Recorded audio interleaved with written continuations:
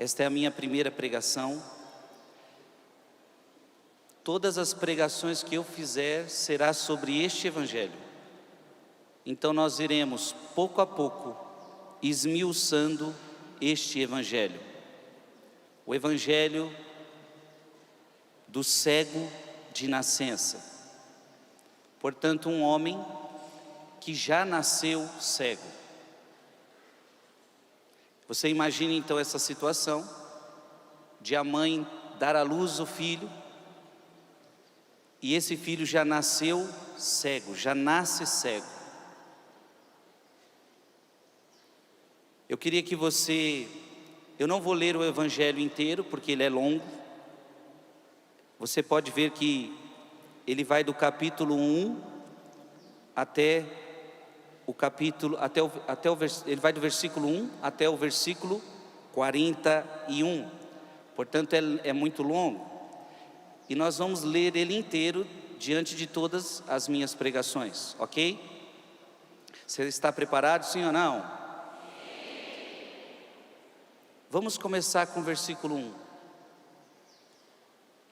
Caminhando, Jesus viu um cego de nascença.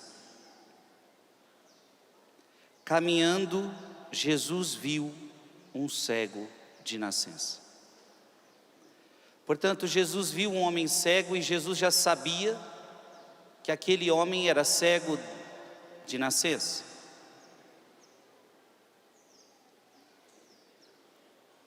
Veja que aqui começa dizendo que o cego não repara Jesus. Obviamente ele é cego, ele não vai ver Jesus, mas Jesus já tinha se deparado com muitos cegos, e os cegos ouviam, e muitas vezes clamavam por Jesus, porque ouviam a multidão, mas esse cego não. Esse cego não chama Jesus, esse cego não percebe Jesus, e quem percebe o cego é Jesus. Santo Ambrósio, ele diz o seguinte: devemos notar o fato de que ele era cego de nascença. Este é um ponto importante. Este homem que nasceu efetivamente cego, no final do Evangelho nós vamos ver que ele vai ser curado, mas ele não será curado por habilidade cirúrgica, por habilidade da ciência, mas ele vai ser curado pelo poder de Deus. Esse cego nós vamos ver lá no final do Evangelho, que ele será curado, cego de nascença. E Jesus vai cumprir uma palavra com isto. Guarda aí João capítulo 9 e vamos para Lucas capítulo 4. Lucas capítulo 4, versículo 18. Lucas capítulo 4, versículo 18. Jesus diz: o Espírito do Senhor está sobre mim, porque me ungiu e enviou-me para anunciar a boa nova aos pobres, para sarar os contritos de coração, para anunciar aos cativos a redenção, aos cegos a restauração da vista. Diga comigo: Jesus foi enviado para dar aos cegos a restauração da vista. Veja que esse é um dos chamados de Jesus: tirar a nossa cegueira. Jesus em Lucas está dizendo: essa palavra está se cumprindo. Deus, o Pai me ungiu, o Pai me enviou para dar vista aos cegos. E aqui você tem que entender cegos de duas maneiras. O cego de maneira física. Jesus quer fazer voltar a visão de pessoas que não têm a visão física, como é o caso dele. Mas principalmente a visão espiritual. Eu tenho certeza que durante esses 40 dias, muita gente começou rezando cego e está terminando os 40 dias enxergando como nunca enxergou antes.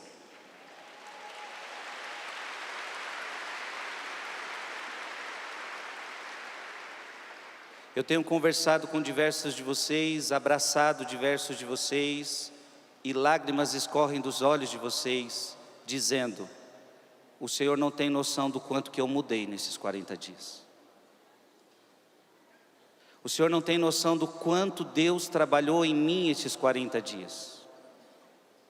E eu digo, muitas vezes dá para ver nos seus olhos que você já não é mais cego, que agora você está enxergando como antes você não enxergava. Portanto, preste atenção, cegueira. Jesus foi enviado para tirar a cegueira. Enviou-me para tirar as cegueiras daquele que é cego. Jesus está falando de mim, Jesus está falando de você. Abra sua Bíblia, Salmo 145. Salmo 145.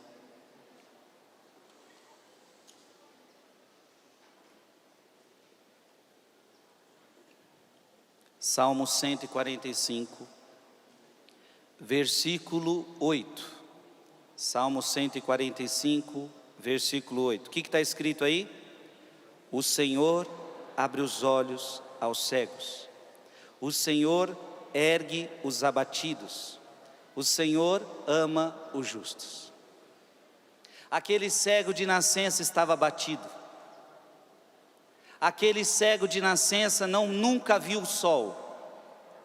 Se você pergunta para um cego de nascença o que é o sol, não sei. Se você pergunta para um cego de nascença o que é uma árvore, não sei.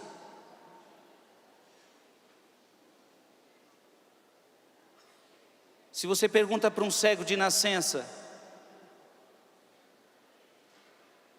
o que é a lua, as estrelas, o mar, ele consegue tocar, sentir algumas coisas, mas ele nunca viu a beleza de um mar, a beleza de um céu, a beleza de um sol.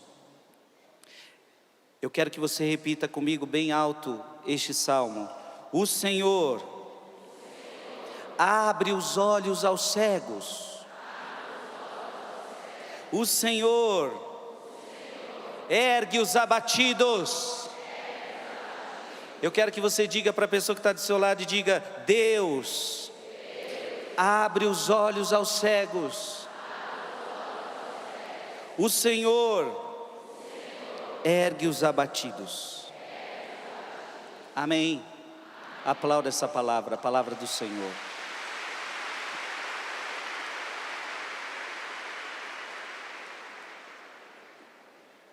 São João Crisóstomo, ele diz: é evidente que ao sair do templo, ele procedeu intencionalmente para fazer a obra do milagre, a partir do fato que ele quem viu o homem cego e não o cego que veio até ele.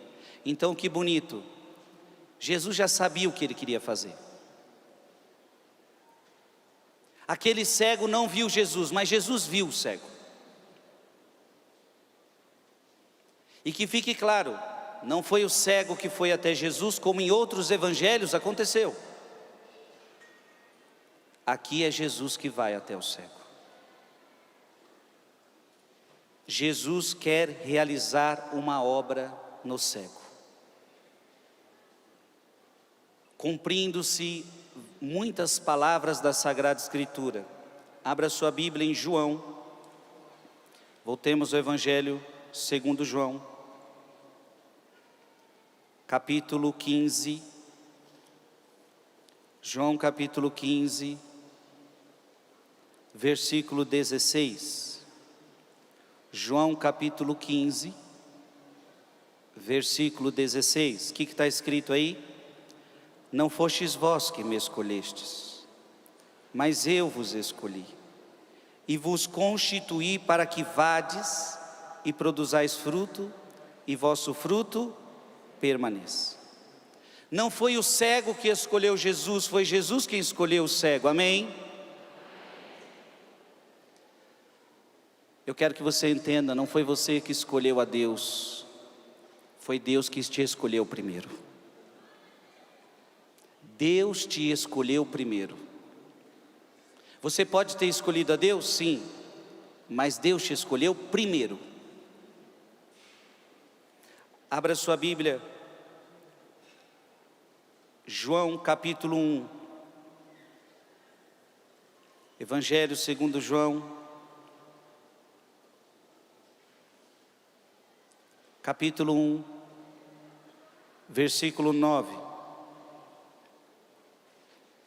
O Verbo era a verdadeira luz que vindo ao mundo ilumina todo homem. Diga comigo, Jesus é a verdadeira luz que vindo ao mundo ilumina todo homem. Deus veio para iluminar-nos, Deus veio para tirar a nossa cegueira, Deus veio para nos tirar da escuridão, amém? Abra sua Bíblia em 1 João, 1 João capítulo 4, versículo 10. 1 João capítulo 4, versículo 10. O que está escrito aí? Nisto consiste o amor, não em termos nós amado a Deus, mas em ter-nos Ele amado e enviado o seu Filho para expiar os nossos pecados. Eis a prova do amor de Deus, não fui eu que amei Ele primeiro, foi Ele que me amou primeiro. Coloque a mão no seu coração e diga, Deus me amou primeiro. 1 João capítulo 4, versículo 19. Leia comigo. Mas amamos porque Deus nos amou primeiro. Repete bem alto com o freio. Amamos porque Deus nos amou primeiro. Esta é a experiência que o cego está fazendo, minha gente. Não foi o cego que amou Jesus primeiro, foi Jesus que amou ele primeiro. E a vida do cego é a nossa vida, é a nossa história. Deus te amou primeiro. Amém?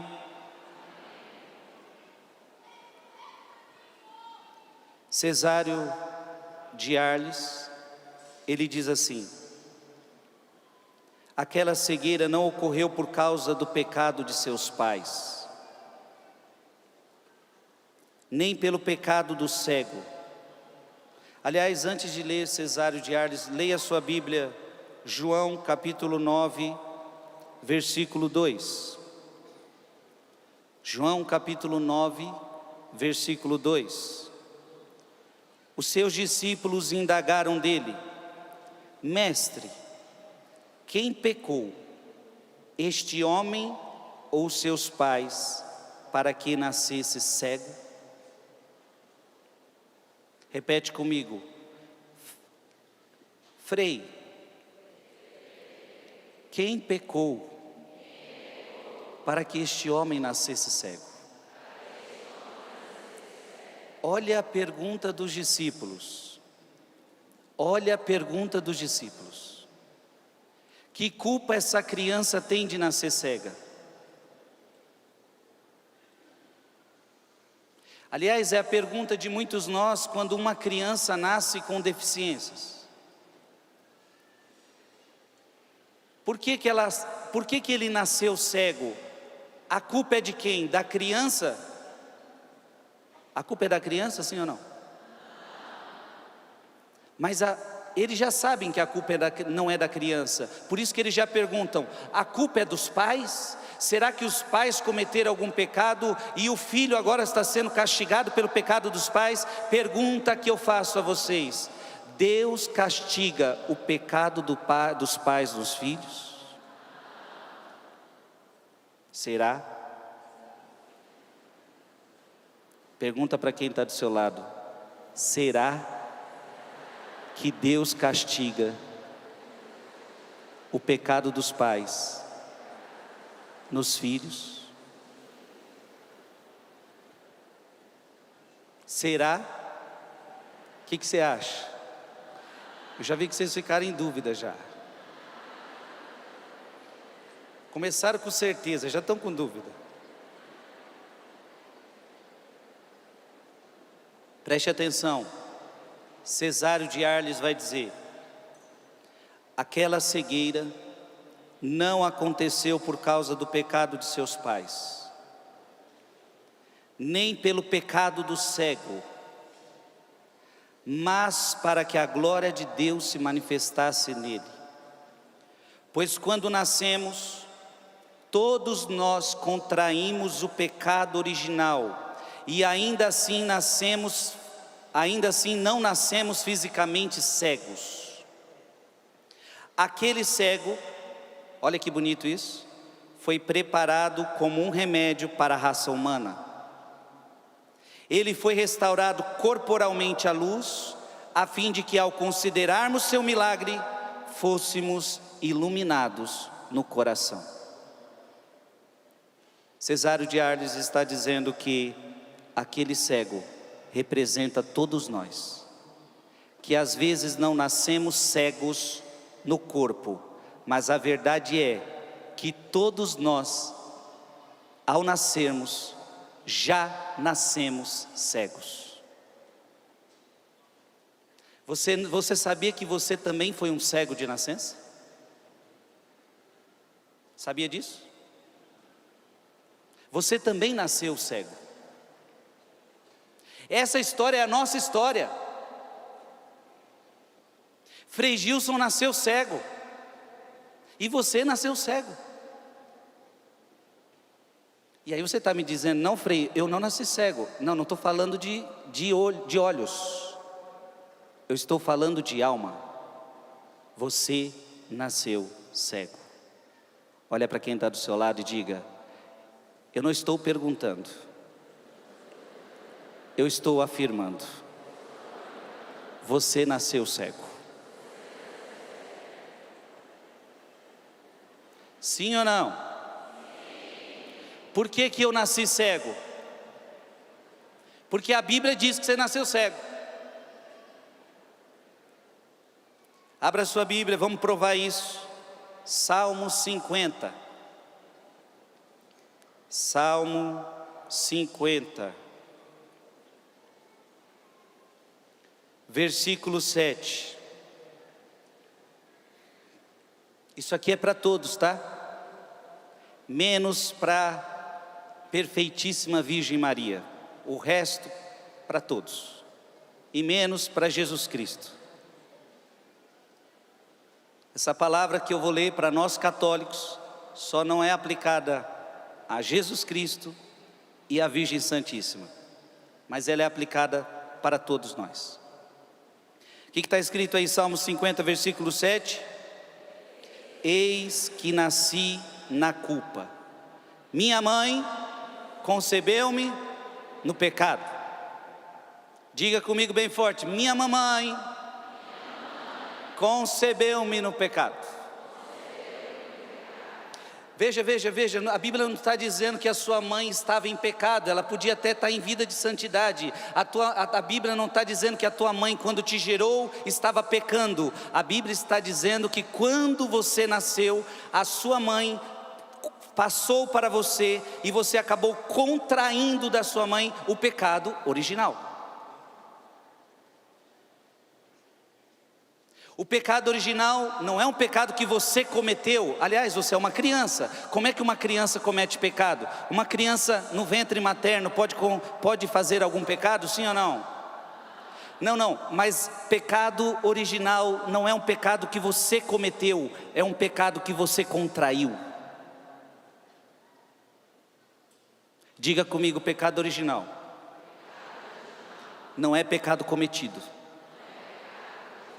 mas é pecado contraído. E você não escapou dessa. Então significa que se você nasceu no pecado, logo você nasceu cego. Sim ou não? Eu vou dar uma outra prova bíblica que agora vocês vão ver que é a cegueira que nós nascemos. Abra sua Bíblia em Romanos, capítulo 3. Romanos, capítulo 3.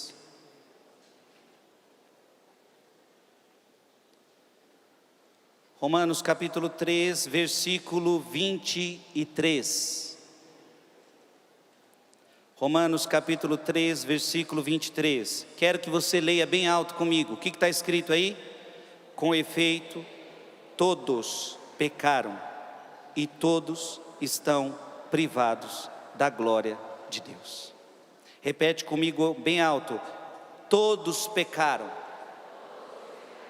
Veja, está falando de todos, não escapou ninguém, a não ser os que eu já falei. Olha para quem está do seu lado e diga: você não escapou. Todos estava você. Diga para ele: todos pecaram. Diga: eu e você. E todos. O que está escrito aí? E todos estão privados da glória de Deus. Você já nasceu privado. O que é o pecado original? Você já nasceu privado. É como se antes Adão e Eva tivessem uma visão, e quando eles pecaram, eles perderam a visão da glória de Deus. Agora nós não vemos mais a glória de Deus. Agora nós nascemos cegos. Todos pecaram e agora todos estão privados da glória de Deus. Antes nós víamos, Adão e Eva viam a glória de Deus. Agora não veem mais. Nascemos todos cegos. A história do cego de nascença é a nossa história. E a cura que vai se realizar nesse cego é a cura que Jesus quer realizar em nós. Amém? Você está em Romanos capítulo 3, versículo 23. Agora vá para Romanos capítulo 5, versículo 12. Quem não tem Bíblia, trate de achar sua Bíblia, pelo amor de Deus.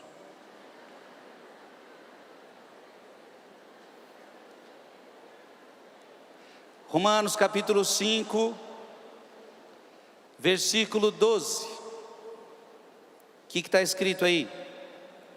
Por isso, como por um só homem entrou o pecado no mundo, e pelo pecado a morte, assim a morte passou a todo gênero humano, porque todos... Você nasceu morto. Como assim, filha? A minha mãe acabou de dar a luz, dar a vida, e eu estou morto? Está morto, na alma. Eu pergunto para você: morto enxerga? A não ser se for assombração que você está vendo. Morto enxerga? Você nasceu morto. A morte de Adão e Eva passou para todos nós. Não cometemos nenhum pecado, somos crianças, mas contraímos a cegueira espiritual, contraímos a morte. Está dando para entender, sim ou não? Diga: eu já nasci morto, eu já nasci cego. Tem gente que está falando: então já nasci, foi lascado. Calma, calma, calma, calma, que tudo vai acabar bem.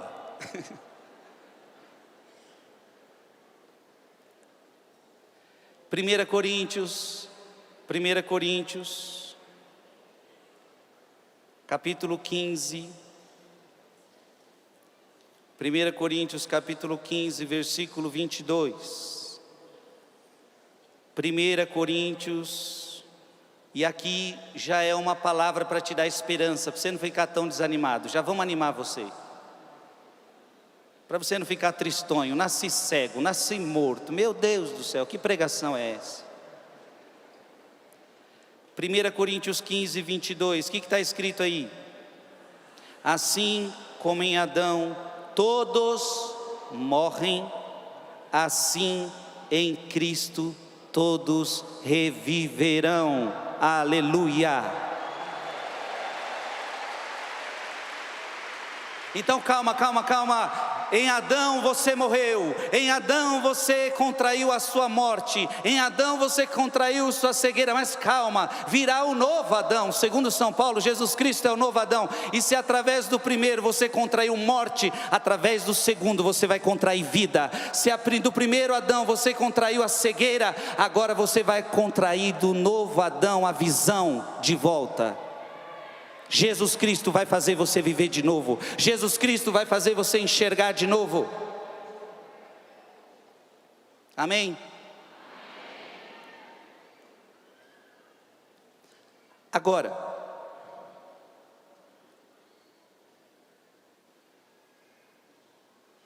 quem pecou para que ele nascesse assim? A pergunta ainda continua. Por que os discípulos perguntam isto? São João Crisóstomo. Eles foram levados a fazer essa pergunta porque nosso Senhor dissera anteriormente ao curar o paralítico: vê que estás curado, não peques mais. Antes, Jesus tinha feito essa cura, levanta um paralítico e fala para o paralítico: de agora em diante não peques mais. Então os discípulos ficaram com aquilo na cabeça, pensando a partir disso que o homem fora paralisado por causa dos seus pecados. E o que eles entenderam? Então esse homem está paralítico por causa dos pecados dele, porque Jesus falou: levanta e teus pecados estão perdoados, não peques mais.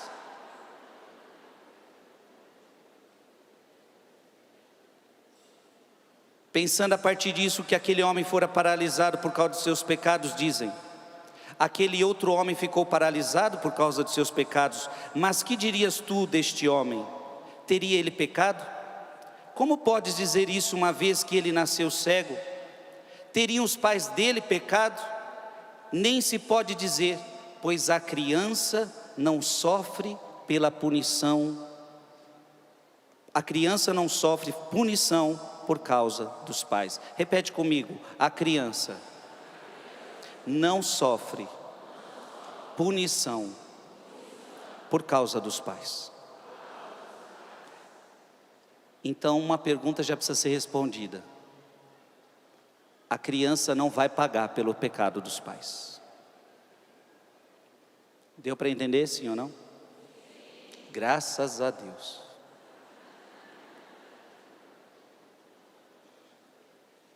Do mesmo modo que nós perguntamos como isso pode ocorrer quando vemos uma criança sofrer, assim falaram os discípulos aqui, não tanto pedindo informação, quanto estando perplexos. Então os discípulos perguntam para Jesus porque estão em dúvida: quem pecou? Os pais dele pecaram para que ele estivesse assim? Abra a sua Bíblia no livro do Êxodo. Vamos lá para trás, hein? E por que os discípulos estão perguntando isso? Êxodo 20. Êxodo 20. Por que os discípulos estão perguntando isto? Porque havia uma concepção no Antigo Testamento, e várias passagens vão falar sobre isso, de que o pecado dos pais passava para os filhos. Essa era uma concepção do Antigo Testamento. Eles acreditavam que o pecado dos pais passava para os filhos. Eles não conseguiam encontrar respostas para o que acontecia com as crianças, e eles chegaram a essa conclusão: ora, só pode ser que o pecado dos pais passou para os filhos. E Deus vai fazer o povo de Israel esquecer essa mentalidade. E agora eu vou lá no Antigo Testamento, e nós vamos ver que já no Antigo Testamento essa mentalidade é superada. Êxodo capítulo 20, versículo 5, o que está escrito aí? Não te prostrarás diante delas e não prestarás culto. Eu sou o Senhor teu Deus, um Deus zeloso, que vingo a iniquidade dos pais nos filhos, nos netos e nos bisnetos daqueles que me odeiam. O que a palavra está dizendo? Que Deus se vinga do pecado dos pais nos filhos, nos netos, nos bisnetos. Essa era a mentalidade da época. Não é à toa que os discípulos estão perguntando. Você está entendendo, sim ou não? Mas ainda no Antigo Testamento essa ideia já é superada. Nós estamos em Êxodo. Vamos para Deuteronômio. Deuteronômio. Bíblia, você nunca pode ler um versículo sem outro. Se você só lesse esse versículo, você ficaria com a impressão de que Deus pune o pecado dos pais nos filhos. Mas você não pode ler Bíblia só um versículo. Você tem que ler a Bíblia, um versículo, dentro do contexto da Bíblia inteira. Senão você lê toda errada a Bíblia. Então Deuteronômio, capítulo 24, versículo 16. Deuteronômio 24, 16. O que está escrito? Não morrerão os pais pelos filhos, nem os filhos pelos pais. Cada um morrerá pelo seu próprio pecado. Aqui é diferente ou não é? Cada um vai se virar com o seu pecado. Repete comigo. Cada um morrerá pelo seu próprio pecado. Olha o avanço que agora está acontecendo. Não, o pecado do pai é o pecado do pai, e ele vai se responsabilizar por isso. E o pecado dos filhos é pecado dos filhos, e eles vão se responsabilizar por isso. Abra sua Bíblia, Jeremias, capítulo 31, ainda no Antigo Testamento. Jeremias 31, de 29 a 30. Jeremias 31, de 29 a 30. Então não se dirá mais: os pais comeram uvas verdes e prejudicados ficaram os dentes dos filhos. Então os pais comeram e quem se prejudicou foi o filho. Não, não se dirá mais isso.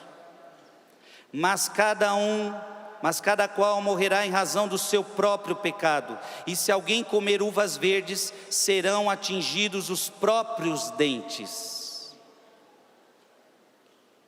Está ficando claro, sim ou não? Ainda no Antigo Testamento, vamos agora para o profeta Ezequiel, um pouco mais à frente. Ezequiel 18, versículo 20. Ezequiel 18, versículo 20. O que está escrito aí? Leia comigo. É o pecador que deve perecer. Nem o filho responderá pelas faltas do pai, nem o pai pelas do filho. Isso aqui já está trazendo tranquilidade para muito papai e para muita mamãe aqui. Repete comigo. Nem o filho responderá pelas faltas do pai. Os pecados dos meus pais é pecado dos meus pais. E nem o pai pelos do filho. É ao justo que se imputará sua justiça, e ao mal sua malícia. Olha como é bonito. O Antigo Testamento já está superando esta mentalidade de que o filho paga pelos pecados dos pais. Amém? Vamos agora a um texto do Novo Testamento. Romanos, capítulo 2.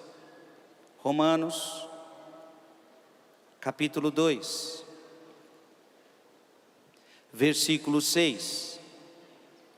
Romanos, capítulo 2, versículo, vamos ler do versículo 5 ao versículo 6. O que me interessa é o versículo 6. Mas pela tua obstinação e coração impenitente, vais acumulando ira contra ti para o dia da cólera e da revelação do justo juízo de Deus, que retribuirá a cada um segundo as suas obras. Então cada um vai responder pelas suas obras. Olha para quem está do seu lado e diga: cada um vai responder pelos seus pecados.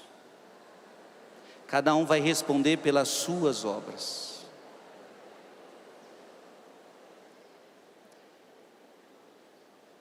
Isso serve também para marido e mulher. O pecado do marido não vai cair sobre a mulher. O pecado da mulher não vai cair sobre o marido se ela não colabora, se ele não colabora com aquele pecado. Se é ele só que está cometendo esse pecado, o pecado é dele, não seu, mulher. E se só ela está fazendo esse pecado, o pecado é dela, não seu.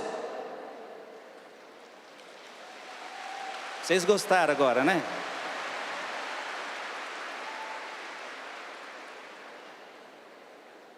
Olha para quem está do seu lado e diga: cada um vai responder por si.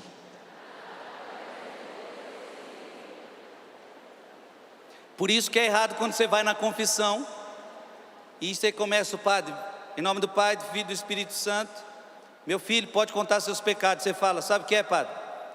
Minha mulher. Você não sabe o que é minha mulher. Minha mulher só fica na televisão. A casa uma bagunça. Não, meu filho, você veio aqui para contar os seus pecados, não os pecados da sua mulher.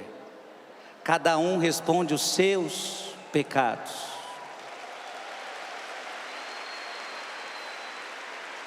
Aí chega a mulher para se confessar em nome do Pai, do Filho e do Espírito Santo: minha filha, conte seus pecados. Padre, eu não aguento mais. Meu marido só bebe, só quer saber de ficar com os amigos, e ainda, padre, está me traindo.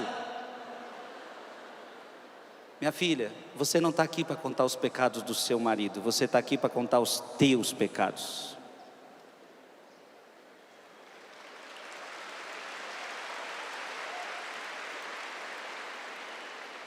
Pergunta: quando você viu seu marido beber, você ficou como? Ah, eu fiquei irritada demais e comecei a brigar com ele. Então, esse é seu pecado, é isso que você tem que contar. E quando você viu seu marido trair, o que você fez? Ah, padre, eu traí também. Pronto, é esse pecado que você tem que contar, não o dele. Cada um vai se responsabilizar pelos seus próprios pecados. Olha para quem está do seu lado: toma jeito. Porque na hora da confissão, alguns são tipo Adão e Eva: a culpa é da mulher que o Senhor me deu. É um botando a culpa no outro.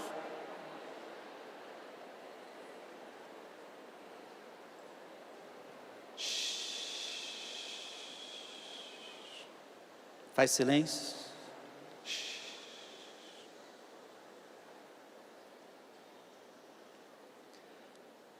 Apolinares de Laodiceia diz: uma vez que ninguém pode pecar antes de nascer, eles arriscaram o palpite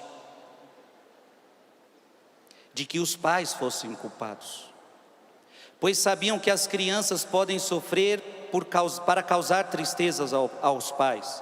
Mas o Senhor disse que a cegueira não ocorreu por algum pecado, mas em pró da glória de Deus que estava para acontecer, pois o poder de Deus seria revelado mediante sua inesperada recuperação da visão. Voltemos para João capítulo 9, versículo 3. Porque agora o próprio Jesus vai responder a pergunta. E se Jesus está respondendo a pergunta, o assunto está encerrado. Li para vocês o Antigo Testamento, mas agora Jesus vai responder a questão e a questão está encerrada. João capítulo 9, versículo 3, o que está escrito? Jesus respondeu: nem este pecou, nem seus pais, mas é necessário que nele se manifestem as obras de Deus.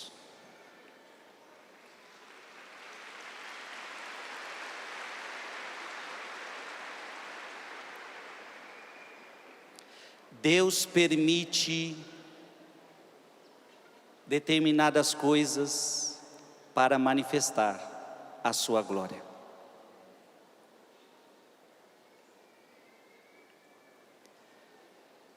João capítulo 11, já está pertinho aí, João capítulo 11, versículo 4. Lázaro havia morrido, o seu amigo.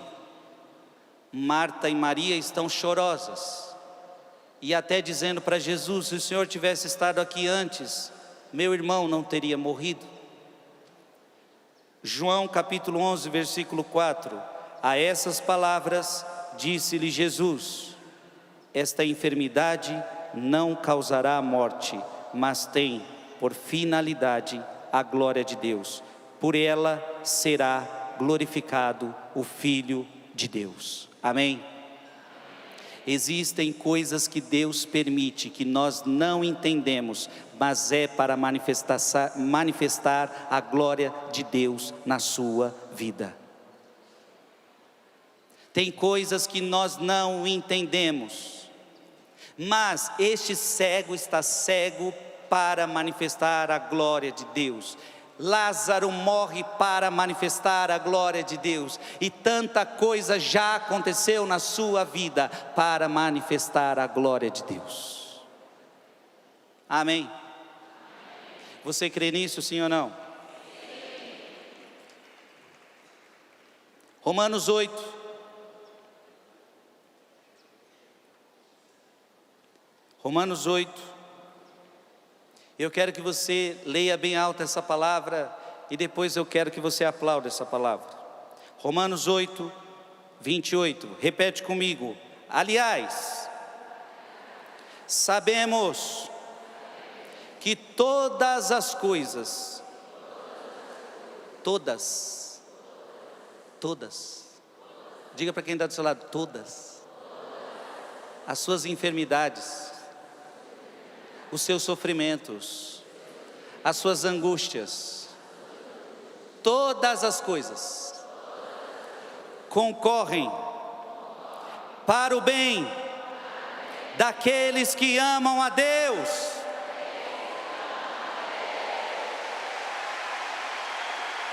Pode aplaudir mais forte. Todas as coisas concorrem para o bem daqueles que amam a Deus.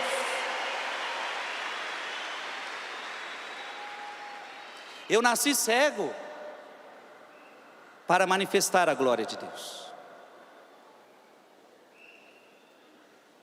Eu vou receber a cura, eu vou receber a restauração, e a restauração será maior do que a doença que eu tinha antes. A cura que eu vou receber de Deus será maior do que a doença que eu tinha antes. Saulo se achava o tal, Saulo se achava o que ia resolver o problema, perseguindo cristãos, prendendo cristãos, matando cristãos, e Deus permite tudo isso para manifestar a sua glória, porque depois ele vai, através de uma cegueira, olha que interessante, Paulo também vai ficar cego, e depois de 3 dias, através do batismo no Espírito Santo, Ananias vai impor as mãos sobre ele, e agora Saulo vai enxergar, mas não como antes. Deus permitiu que Paulo fosse cego, para que agora a glória de Deus se manifestasse neste homem, que se tornou um dos maiores apóstolos de Jesus Cristo. Deus permite a nossa cegueira, para manifestar a sua glória. Olha para quem está do seu lado e diga: você está entendendo, senhor?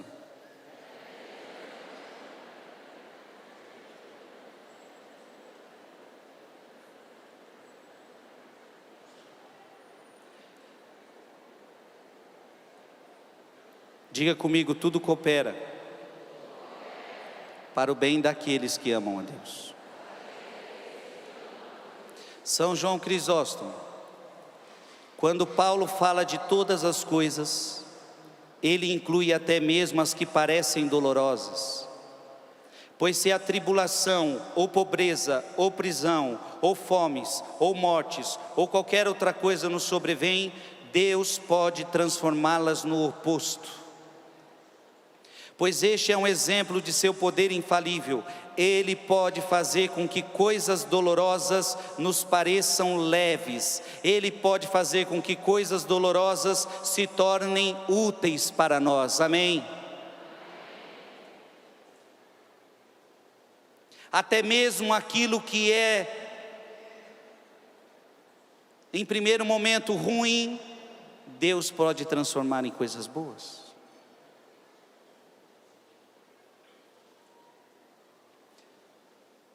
São Jerônimo, ele vai relembrar de Jó. Lembra de Jó? Tinha tudo e perdeu tudo. Quando Jó perdeu toda a sua riqueza, quando perdeu todos os seus filhos, tudo parecia conspirar contra ele, mas Jó amava o Senhor. Os males que lhe sobrevieram cooperavam para o seu bem. A podridão do seu corpo estava preparando para ele a coroa do céu. Antes do tempo em que é tentado, Deus nunca lhe havia falado. Após a tentação, porém, Deus vem a ele e lhe fala familiarmente, como a um amigo, a seu amigo. Venham as calamidades, desabem todo tipo de desastres, contanto que depois da catástrofe, Cristo venha. Pode vir o que vier. O importante é que depois, no final, Cristo será vencedor na minha vida.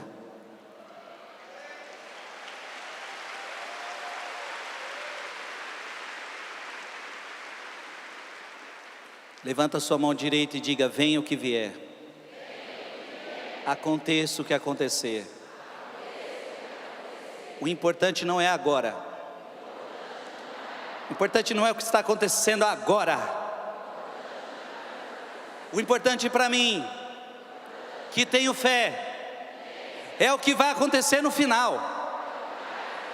E no final, eu já sei que eu receberei a vitória em Jesus Cristo. Porque aquele que está em Cristo é mais que vencedor. Amém?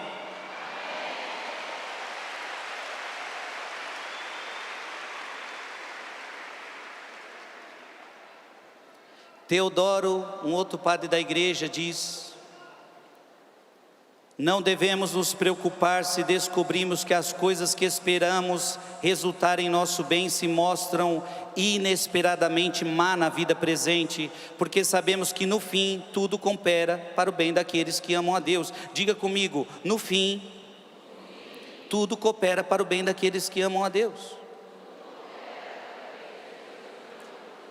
Fala isso para o irmão que está do seu lado e diga: calma, você não chegou no fim ainda, meu filho.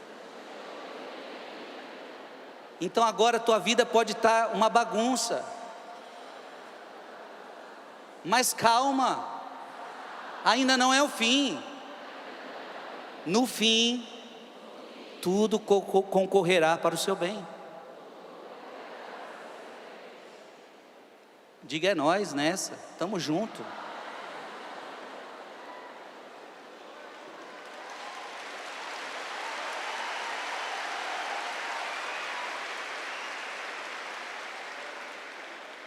Você está sofrendo, eu também estou. Sem ter cruz, eu também tenho. E cada um tem a cruz que pode suportar. Ninguém tem uma cruz maior do que pode carregar. O importante não é agora, o importante é o final.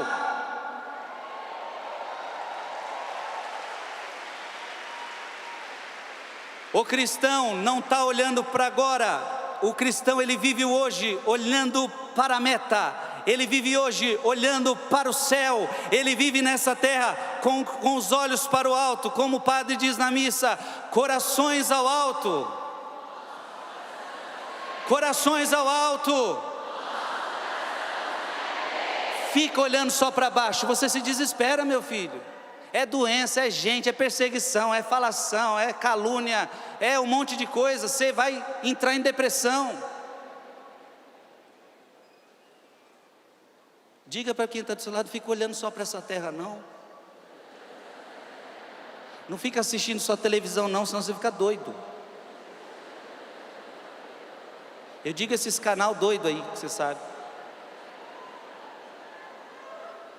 Você tem que assistir no mundo espiritual o céu. Você tem que contemplar o céu. Eu não nasci para este mundo. Este mundo é passageiro. A minha glória é no céu. O sofrimento do tempo presente não tem proporção alguma com a glória futura que eu vou receber na ressurreição.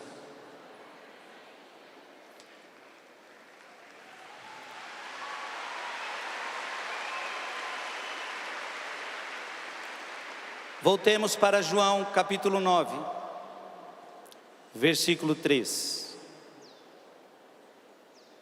Jesus respondeu: nem este pecou, nem seus pais, mas é necessário que nele se manifestem as obras de Deus. Santo Agostinho.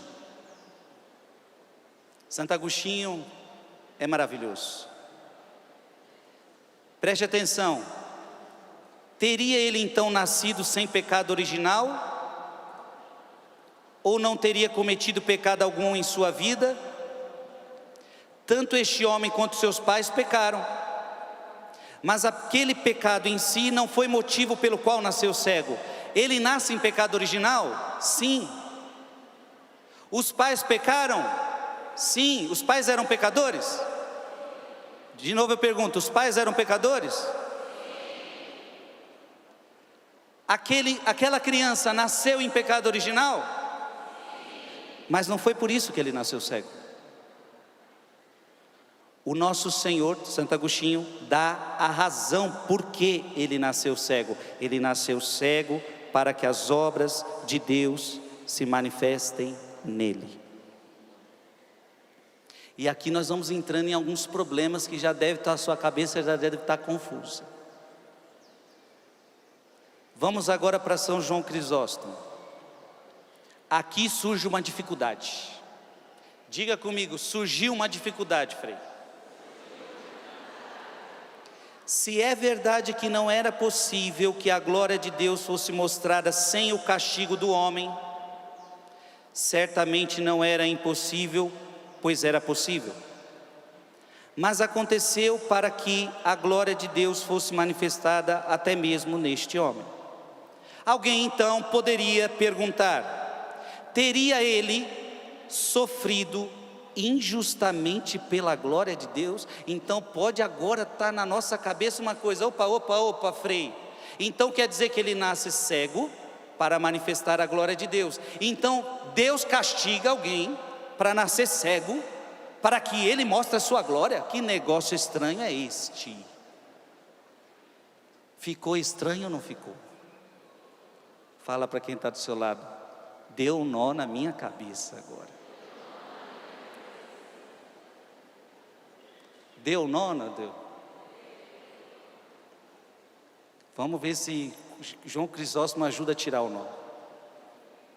São João Crisóstomo faz essa pergunta importante. Então quer dizer que Deus está interessado em doenças para mostrar a sua glória?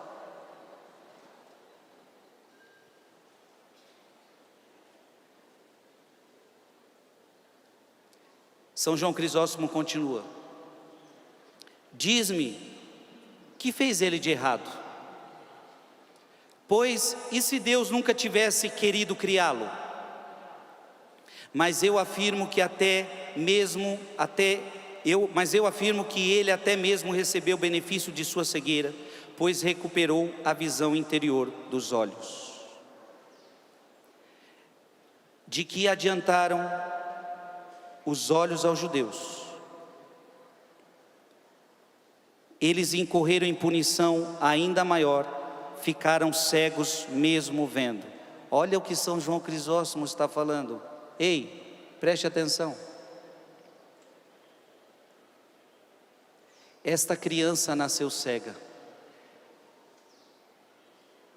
e Deus depois vai curá-lo. Mas o que adianta os judeus estarem vendo, porque eles veem, mas na verdade não veem. Ou seja, tem gente que é cego do corpo, mas não é cego da alma. E tem gente que não é cego do corpo, mas é cego da alma.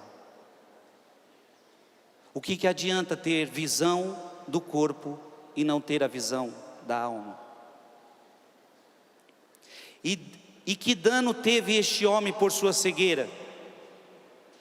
Por meio dela, ele recuperou a visão. Assim como os males da vida presente não são males, também os bens não são bens. Olha que interessante, São João Crisóstomo. Repete comigo: os males da vida presente não são males. Então qual é o nosso problema? É que a gente olha para essa criança cega do Evangelho e a gente enxerga isso como mal. Quem disse que isso é um mal?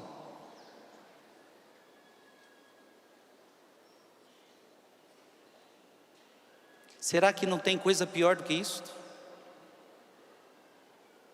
Repete comigo: os males da vida presente não são males. Também os bens não são bens. Agora vem a resposta importantíssima de São João Crisóstomo. Repete comigo: somente o pecado é o mal, a cegueira não. Repete mais forte: somente o pecado é o mal, não a cegueira física. Amado irmão e amada irmã, Jesus está ensinando com este Evangelho de que pior do que nascer cego é estar adulto, de pé, vivo, mas cego espiritualmente por causa do seu pecado. Jesus, através desse Evangelho, está ensinando: a pior cegueira não é a cegueira do corpo, a pior cegueira é a cegueira da alma.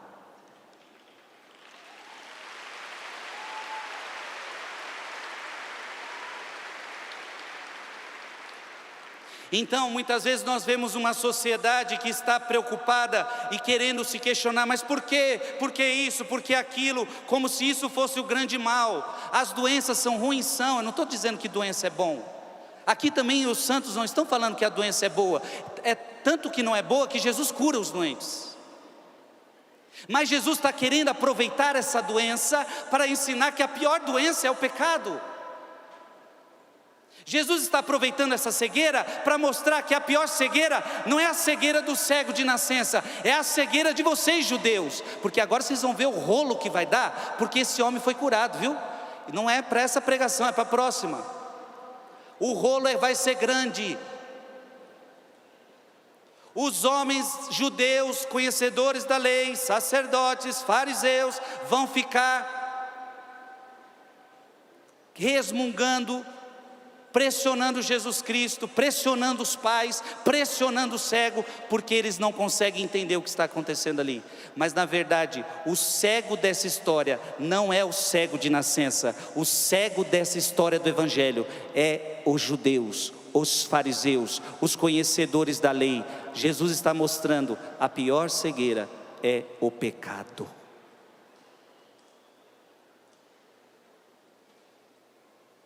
É tão verdade que eu estou falando,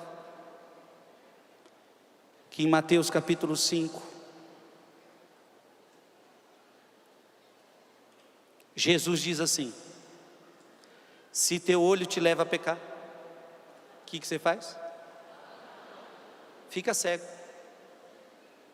Se teu olho te leva a pecar, arranca e joga fora, porque é melhor você entrar com um olho no céu do que com os dois você ir para a gena do inferno. Jesus está mostrando que a pior cegueira é a cegueira espiritual.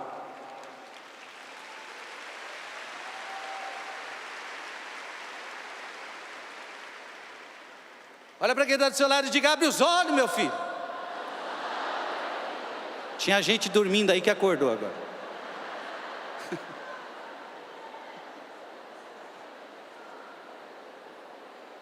Agora diga assim para ela: abre os olhos da alma, abre os olhos do coração.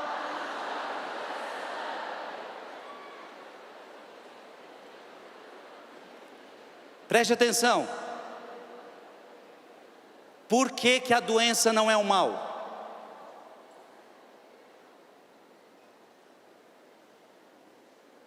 Eu estou vendo vários doentes aqui.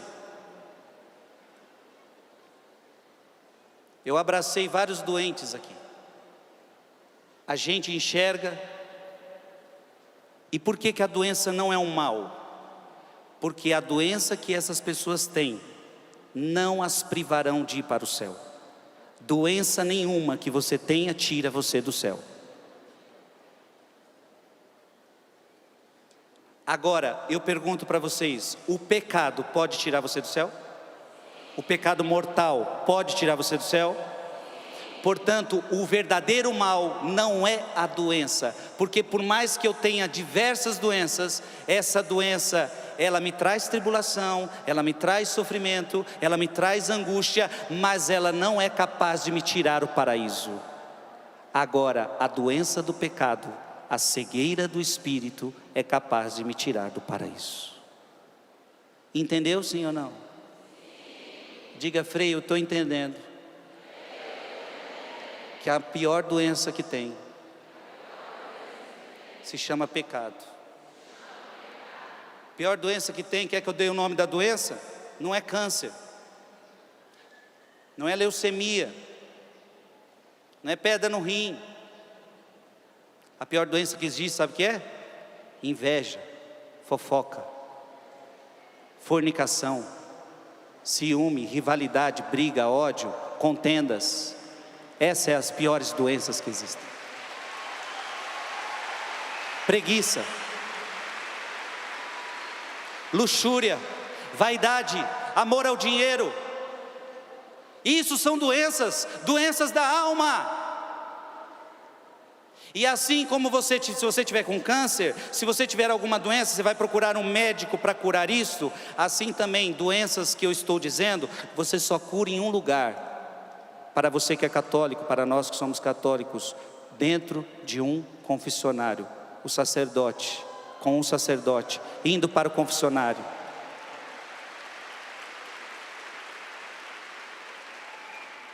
E você diz para o padre a sua doença: Jesus, a minha doença é que eu sou invejoso. Jesus, a minha doença é que eu só falo mal da vida dos outros. O padre te dá um conselho.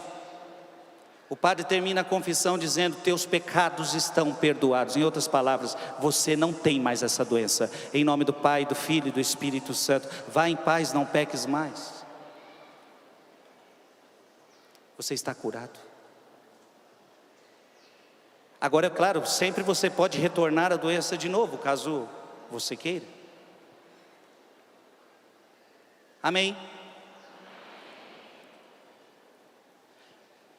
Diga comigo: a pior cegueira não é a cegueira física, é a cegueira espiritual.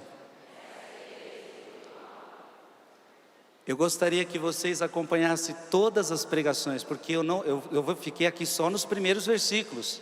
Até o final do retiro eu vou pregar todo o evangelho. Vai ter história que você não tem noção. Abra sua Bíblia em Mateus capítulo 13. Mateus capítulo 13. Jesus vai falar agora da cegueira espiritual.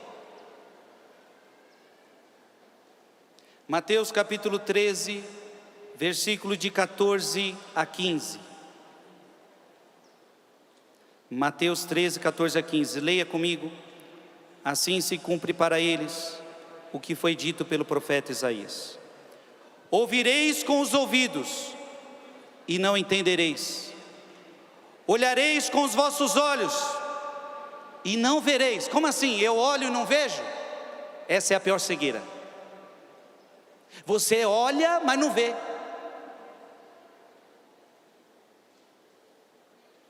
E por que que você olha e não vê? Resposta, versículo 15: porque o coração deste povo se endureceu, taparam seus ouvidos e fecharam os seus olhos, para que seus olhos não vejam e seus ouvidos não ouçam, nem seu coração compreenda, para que não se converta e eu o sare. Você está entendendo? A pior cegueira é essa, o fechamento do coração a Deus. Então tem gente que está com os olhos abertos para as coisas do mundo e os olhos fechados para as coisas de Deus.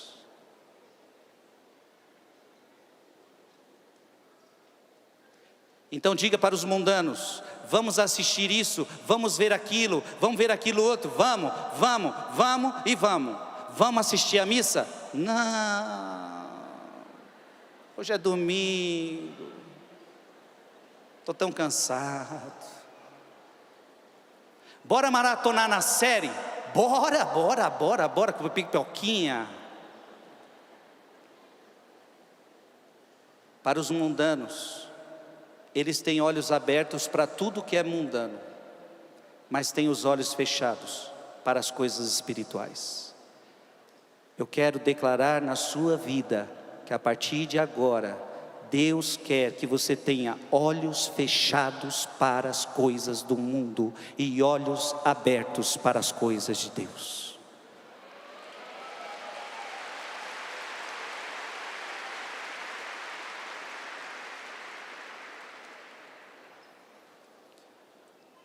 Teodoro diz assim: o Senhor ensinou aos discípulos que há muitas razões para todos esses eventos que certamente são secretas e inexplicáveis. E assim nós sempre nos queixamos de acontecimentos cujas causas ignoramos. Na verdade, por que uma criança nasce doente? Sempre vai ser algo que nós nunca teremos explicação. Você nunca vai ter uma explicação sobre isto. Esse conhecimento nos será dado no mundo futuro, porque o que agora está oculto será revelado a nós. Olha que bonito nós acabamos de ouvir. Por que uma criança nasce doente? Não temos resposta neste mundo. Você pode ver que sempre se perguntam, mas não tem resposta. Não há ser humano que dê resposta. Pergunte para todos os papas, eles não têm resposta. Pergunte para os santos, ninguém tem resposta. É um mistério. O que faz uma criança sofrer tanto, já nascer doente? Não queira entender isto. Mas o santo acabou de dizer, o padre da igreja acabou de dizer: aqui você não vai compreender, mas quando você chegar no céu, você vai compreender tudo. Tudo será explicado para você no céu. Entendeu ou não? Então diga para quem está do seu lado: você quer compreender? Só se você morrer agora para ir para o céu. Você não quer morrer agora? Então diga para ele: então você vai ter que esperar. Porque aquilo que você não compreende, você vai ter explicação no céu. No céu nós saberemos todas as coisas e não ficará mais nenhuma dúvida no nosso coração. E nós veremos que Deus sempre foi bom, o tempo todo Deus foi bom. A gente que não enxergava isso.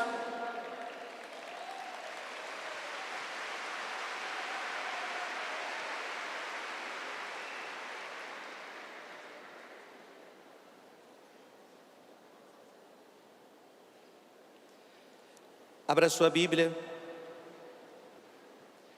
Eclesiastes,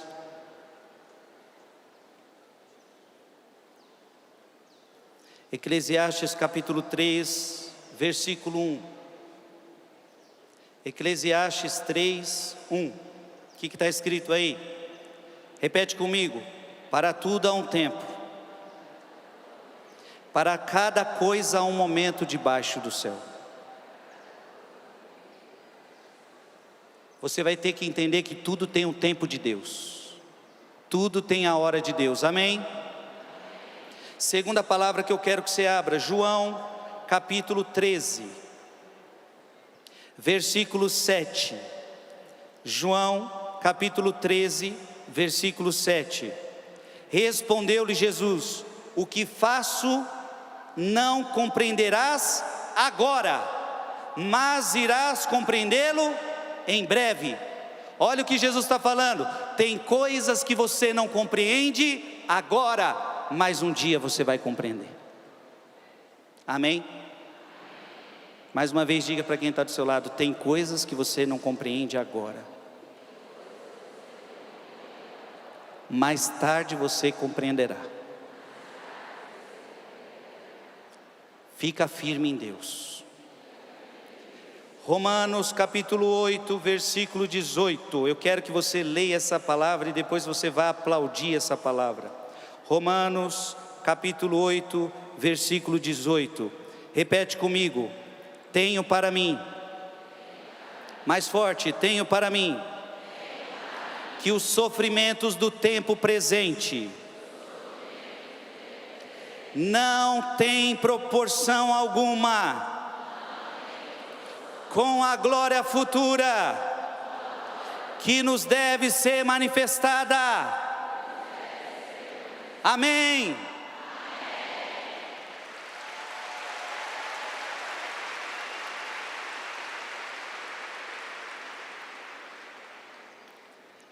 Última palavra, 2 Coríntios, capítulo 4, versículo 7. Já vai ficando de pé com a sua Bíblia na mão. 2 Coríntios, capítulo 4, versículo 7.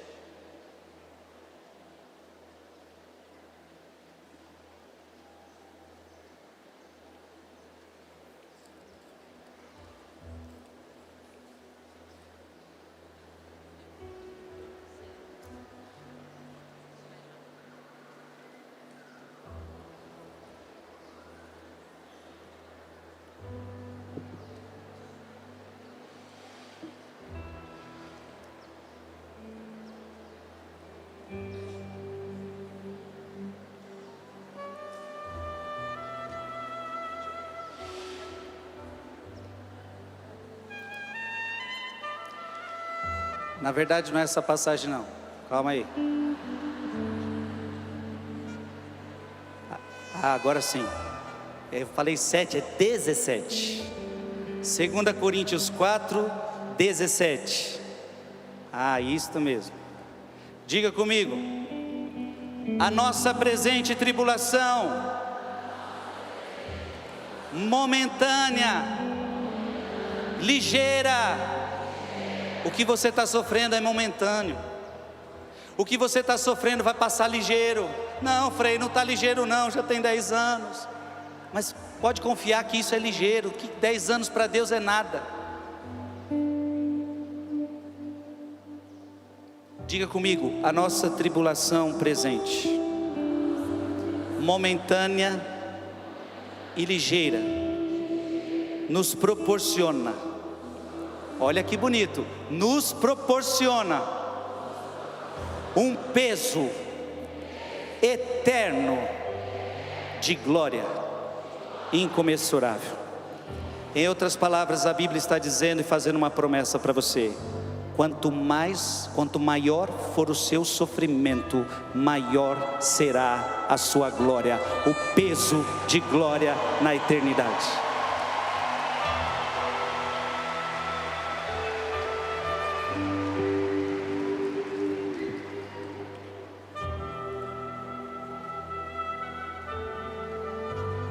Fica de pé todo mundo, já estão?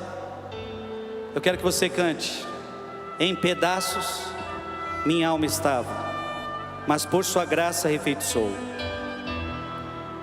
Cante isso, porque também nós éramos cegos. Vamos lá? Em pedaços minha alma estava, mas por sua graça refeito sou. Sem nada em troca, sem nada em troca, fui resgatado, me libertou, me libertou, me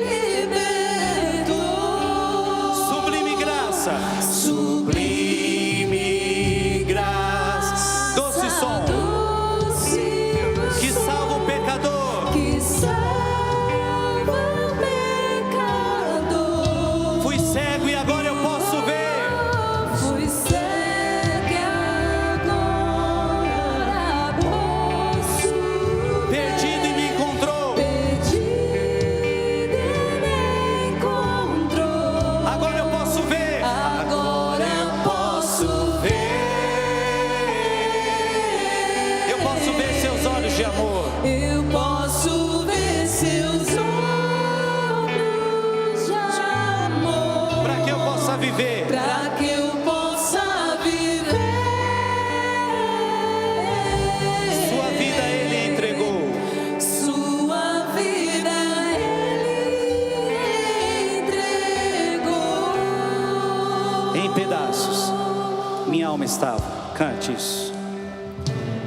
Em pedaços minha alma estava, Mas por sua graça, mas por sua graça refeito sou. refeito sou. Sem nada em troca, Sem nada em troca, fui resgatado.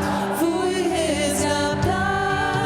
Me libertou. Me libertou, me libertou. Sublime graça, vai.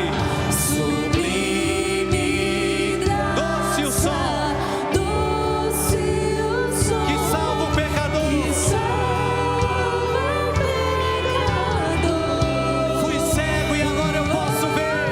Fui cego e agora posso ver. Perdido me encontrou. Perdido encontro. Agora eu posso ver. Agora posso ver. Eu posso ver seus olhos de amor.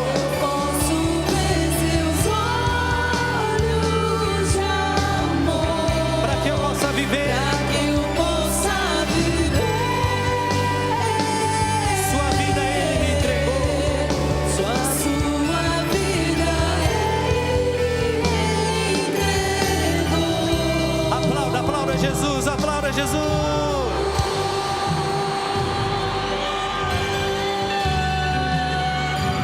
Coloque a mão nos seus olhos. Tira de nós, Senhor, toda a cegueira espiritual.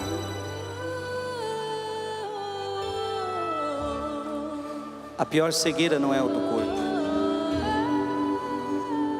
A pior cegueira é a da alma. Infeliz daquele que vê o mundo, mas não vê Jesus. Infeliz daquele que vê tudo, mas não vê o céu. Não vê as coisas de Deus. Os seus olhos enxergam, mas não veem. Não, não pode ser assim para mim. E por que enxerga, mas não vê? Porque os seus corações foram endurecidos pelo pecado. Não querem se converter, não querem mudar de vida. Diga comigo em nome de Jesus. Eu quero ver. Eu quero ver Jesus. Eu quero ver as coisas de Deus. Eu quero ver com os olhos de Deus. Eu quero enxergar pela fé. Eu não quero apenas uma visão humana. Eu quero uma visão espiritual. Deus quer levantar mulheres aqui com olhos espirituais no seu casamento, na sua família. Deus quer levantar homens com olhos espirituais na sua casa.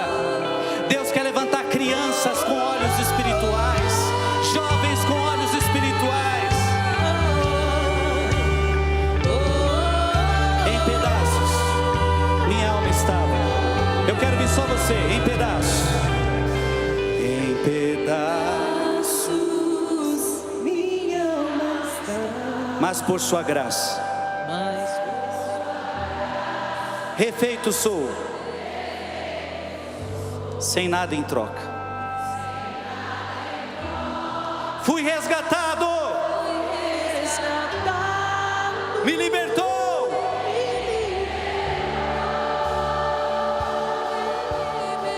libertou. Sublime graça, ainda você vai. Sublime graça, doce som Doce o som que salva o pecador. que salva o pecador. Fui cego e agora eu posso ver. Fui cega, agora posso. Perdido me encontrou. Agora eu posso ver, vai. Agora eu posso ver.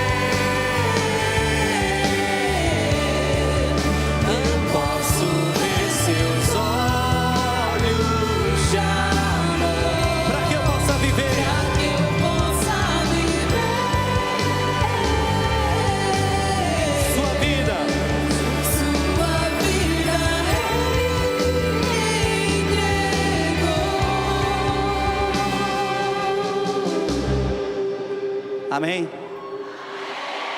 Dá um tchauzinho para quem está em casa na Canção Nova. Nós nos despedimos de quem está em casa na Canção Nova. Continua aí no tecladinho. Tem mais tempo? Eu quero que você fale assim agora. Coloca a mão no seu coração. E o que tem causado a cegueira da tua alma? Fecha teus olhos. Que essa música para nós não seja emoção, uma música bonita, mas que seja a verdade da nossa alma. Quais são as suas cegueiras? O que tem cegado a sua alma? A gula, a mentira, o adultério, a inveja, as brigas, o ódio? Não sei. Mostre para Jesus as suas cegueiras. Mostre para Jesus o que precisa mudar dentro de você. O pecado é o pior mal. É o que ficou claro na pregação de hoje. O pecado é a pior cegueira. Eu não quero mais viver uma vida de pecado. Amém? Diga comigo, eu não quero mais viver uma vida de pecado. Você vai cantar agora, mesmo com falhas. Mesmo com falhas e com fraquezas, o teu tesouro em mim está. Minha vida entrego, serei teu vaso. Pro mundo ver o teu poder. Mais uma vez, mesmo com falhas e com fraqueza, o teu tesouro em mim está. Diga para ele, minha vida entrego, serei teu vaso. Pro mundo ver, vai, o teu poder, sublime graça, doce o som que salva o pecador.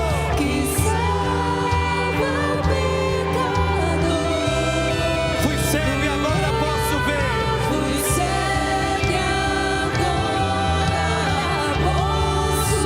Perdido me encontrou. Agora eu posso ver.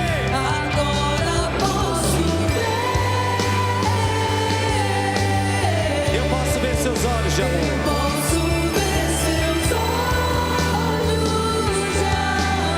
Para que eu possa viver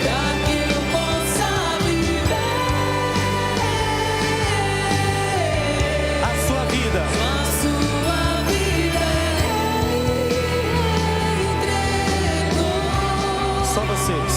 Só você. Sublime graça, doce o som que salva o pecador.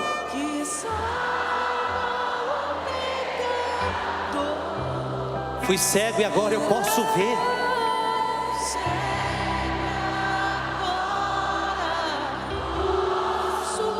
Perdido e me encontrou. Dá para ser melhor. Ainda você. Ergue teus braços. Sublime graça, vai. Sublime.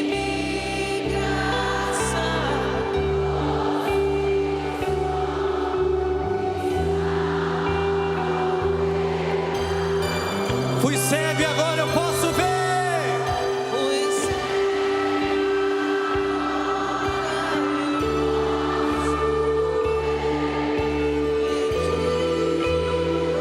Agora canta pra valer. Agora eu posso ver.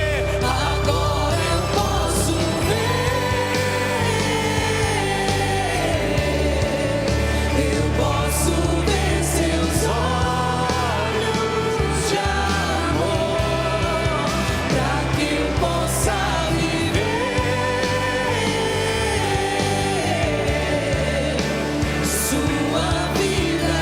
Ele me entregou.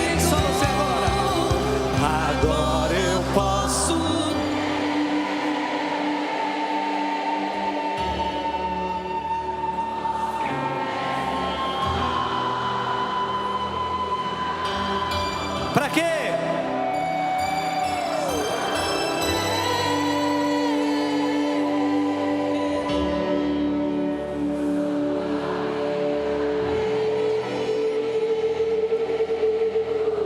Feche teus olhos, feche teus olhos. Jesus está no meio de nós.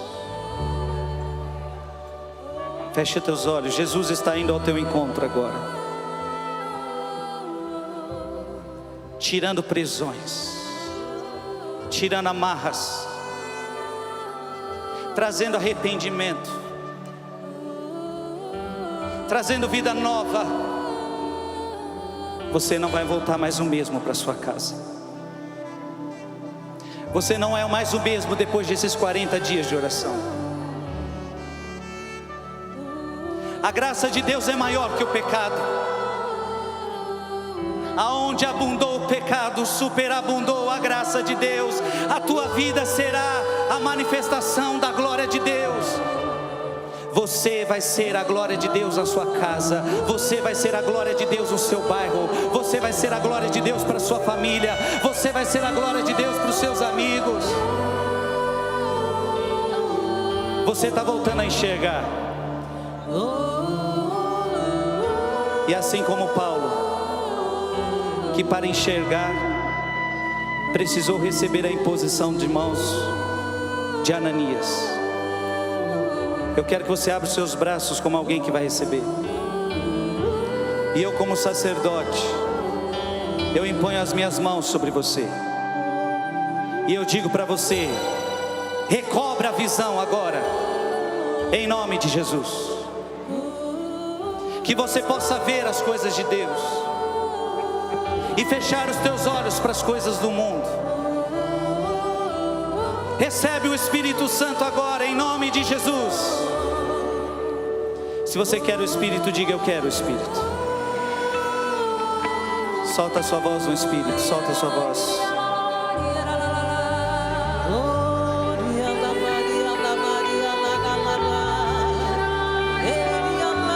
Enche com teu Espírito, Senhor, cada pessoa que está aqui, em nome de Jesus. Em nome de Jesus. Seja cheio do Espírito Santo. Seja cheio do Espírito Santo. Que o Espírito Santo te dê nova visão. Que o Espírito Santo te dê nova vida. Dá, Senhor, a graça do arrependimento. Dá a graça da contrição.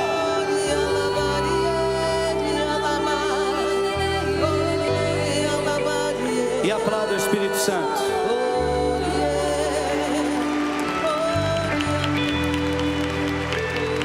Para terminar, em pedaços minha alma estava. Em pedaços minha alma estava. Mas por sua graça, Mas por sua graça